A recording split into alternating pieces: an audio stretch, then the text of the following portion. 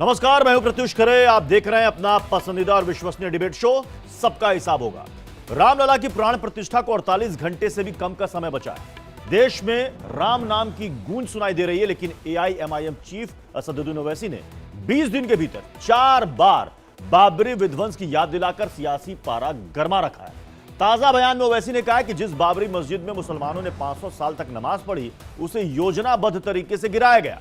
विध्वंस भले 1992 में हुआ हो, लेकिन इसकी शुरुआत कांग्रेस ने 43 साल पहले 1949 में कर दी थी, जब मस्जिद के भीतर चुपके से राम की मूर्ति रख दी गई थी। ओवैसी ने कांग्रेस को जिम्मेदार ठहराते हुए कहा कि अगर कांग्रेस के समय इसकी शुरुआत ना होती तो आज बाबरी मस्जिद सलामत रहती। सवाल है कि राम जन्मभूमि पर सालों से चल रही कानूनी बहस पर फैसला आए 5 साल हो चुके हैं, जिसे सभी पक्षों ने स्वीकार किया है, माना है, तो फिर बार बार उसका जिक्र क्यों किया जा रहा है? आज इसी पर होगी बड़ी बहस, लेकिन 3 अहम सवाल किया, जल्दी से वो सवाल भी आपके सामने रखते हैं। सवाल आइए, पहला सवाल, बाबरी विध्वंस के लिए कांग्रेस जिम्मेदार है क्या, जो ओवैसी कह रहे हैं? दूसरा सवाल, बार बार बाबरी की याद क्यों दिला रहे असदुद्दीन ओवैसी?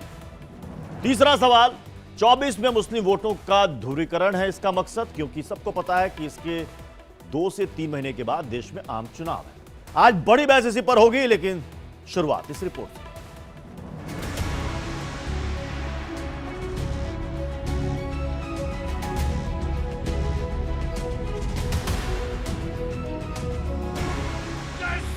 देश उत्सव में डूबा है, चारों तरफ जय जय श्री राम की जयकार है।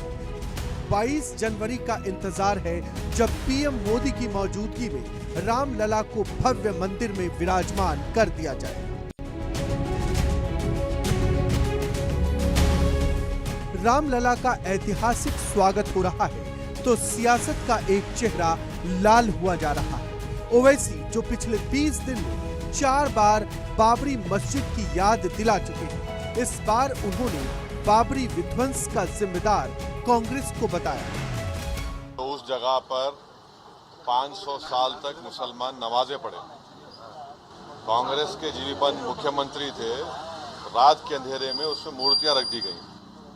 मेरी मस्जिद थी, है और रहेगी। 1986 में लॉक्स खोले गए, बगैर मुसलमानों को सुने। बूटा सिंह शिलान्यास कर दिए। 6 दिसंबर 1992 को सुप्रीम कोर्ट को ये वादा करके बीजेपी संघ परिवार बाबरी मस्जिद को डिमोलिश कर दिए, शहीद कर दिए। तो ये पूरा एक सिस्टमैटिक तरीके से भारत के मुसलमानों से ये बाबरी मस्जिद को छीन लिया गया। क्या ये ओवैसी की सियासी चालाकी है? बाबरी को गिराने का ठीकरा वो बीजेपी और संघ पर फोड़ते रहते हैं। इस बार कांग्रेस पर प्रहार बोल दिया है, तो क्या ओवैसी 2024 के लिए मुस्लिम वोटों की लॉटरी लूटना चाहते हैं? Bureau report, India daily life. सवाल है कि बार बार बाबरी की याद क्यों दिलाई जा रही है, और जो ताजा बयान है असदुद्दीन ओवैसी का, वो है क्या? जल्दी से आपको वो भी बिंदुवार आपको समझाते हैं। जल्दी से लाइएगा यहां पर ग्राफिक्स कि आखिर असदुद्दीन ओवैसी ने क्या कहा है। असदुद्दीन ओवैसी ने फिर से बाबरी की याद दिलाई है, जो ढांचा 1992 में गिर चुका है। कांग्रेस को विध्वंस का जिम्मेदार बता रहे हैं असदुद्दीन ओवैसी।